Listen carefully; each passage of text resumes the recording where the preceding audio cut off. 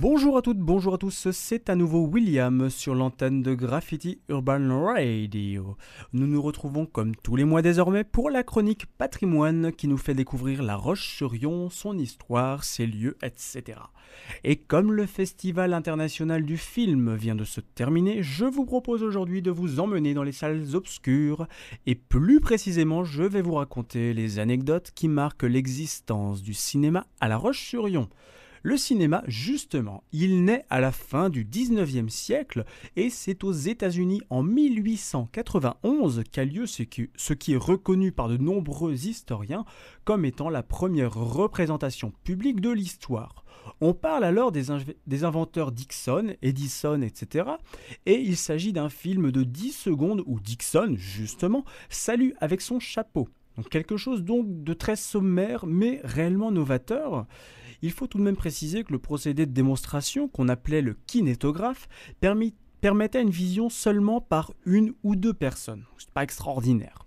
En France, les frères lyonnais Auguste et Louis Lumière vont contribuer à développer des projections en salle en dépassant finalement le procédé de visionnage initial qui était assez limité et c'est en 1895 que cela se passe avec d'ailleurs un succès assez considérable dans le monde scientifique puis auprès du public.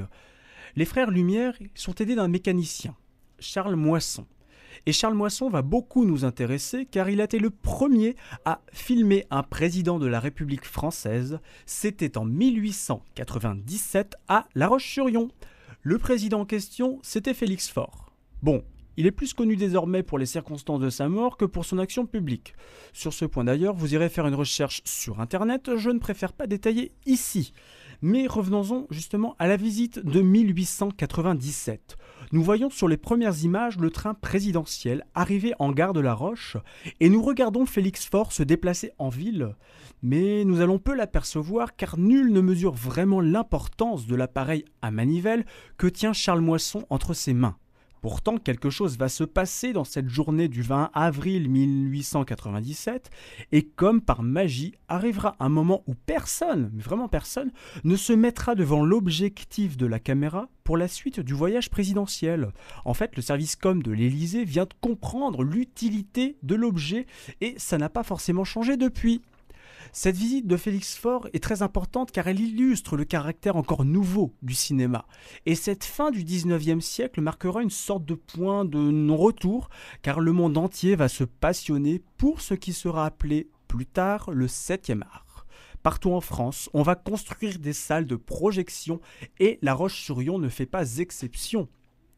Au début, ce sont des chapiteaux plantés par des forains place Napoléon qui accueillent les projections. C'est seulement autour de 1912-1913 qu'on va trouver les premières salles fixes et notamment le Skating Palace rue Joffre au niveau de l'ancien magasin d'Écorial.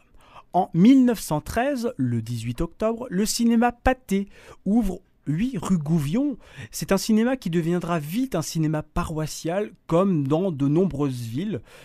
Le cinéma, à l'époque, il faut savoir qu'il est accompagné d'orchestres pour évidemment rythmer les projections qui sont muettes. Lors de l'arrivée, juste après de la Première Guerre mondiale, le cinéma il va cesser à La Roche-sur-Yon. Mais il y a 100 ans, en 1915, donc pendant la guerre, les projections vont reprendre et même connaître un nouveau lieu avec l'installation du cinématographe au théâtre le 20 novembre. Il s'agit d'une soirée où sont projetées les actualités de la guerre, quelques petits films en vogue, mais c'est également l'occasion d'écouter un grand artiste lyrique tel qu'en parle la presse de l'époque. Une semaine après ce 20 novembre 1915 au théâtre, c'est le cinéma paroissial Pathé qui réouvre ses portes et propose lui aussi un programme varié, le but étant là aussi de distraire tout en permettant de soutenir les soldats au front, les hospices, etc. Et malgré le contexte difficile, les soirées au cinéma pendant la guerre ont un réel succès. Après 1918, le pays repart doucement et le cinéma également. C'est d'ailleurs en ce début du XXe siècle qu'une actrice angevine, et vendéenne par son père, va se distinguer. Il s'agit de Gaby Morlet, dont une rue de Saint-André-d'Ornay porte le nom. Une des premières consécrations de Gaby Morley est le film Accusé, levez-vous, réalisé par Maurice Tourneur en 1930. Suivront de très nombreux films, dont Le Voile bleu de Jean Stelly, qui sera un des principaux succès durant la Seconde Guerre mondiale.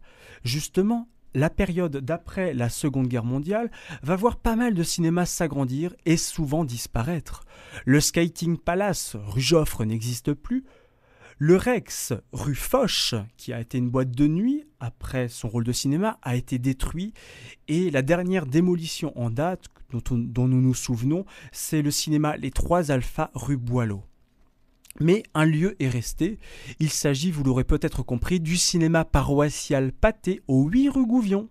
Dans les années 1950, ce lieu qui est occupé depuis 1913 va être remplacé par le cinéma Le Familial, un bâtiment assez simple par l'architecte Jean-Baptiste Durand, donc un grand architecte local.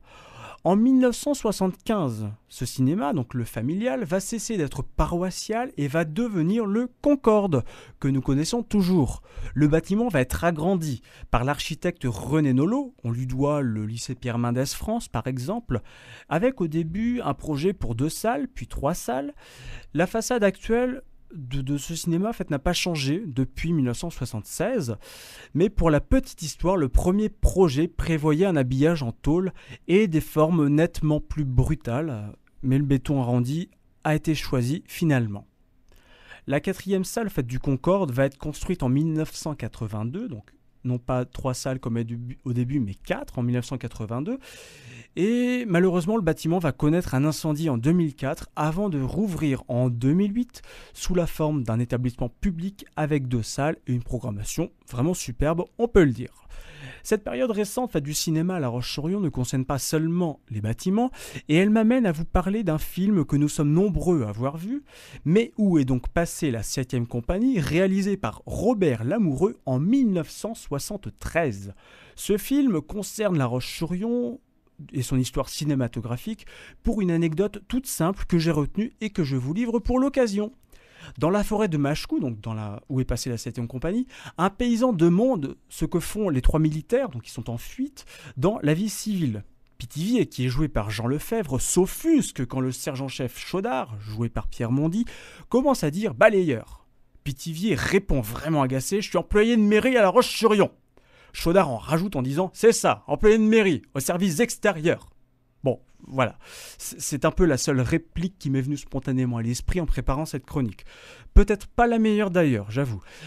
Peut-être pas la meilleure référence non plus, le roman Extension du domaine de la lutte, publié par Michel Houellebecq en 1994. Dans ce roman, La Roche-sur-Yon est décrite assez négativement lors d'une déambulation en sortant du train. Ce livre nous intéresse car il sera adapté en 1999 par Philippe Harel.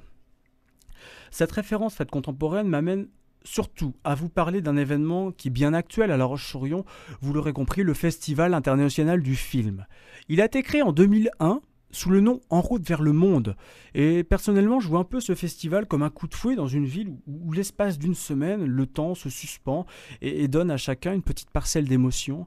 Et tout simplement, pour l'écolier que j'étais à l'époque, ça a changé, le festival est un peu mon premier lien avec le cinéma, comme c'est devenu après pour de nombreux Lyonnais, un moment où les films impriment des souvenirs dans la tête, tout comme certaines rencontres avec des acteurs, des réalisateurs, etc. Et finalement, si Vincent Lindon, Pietro Marcello, Jonathan Jeunet et Noémie Lzowski ont marqué les esprits cette année, je crois qu'on est nombreux à se rappeler de James Lawrence Brooks en chantant le théâtre municipal en 2011 et d'Abel Ferrara buvant des bières au Globetrotter et soutenant les grévistes en 2010.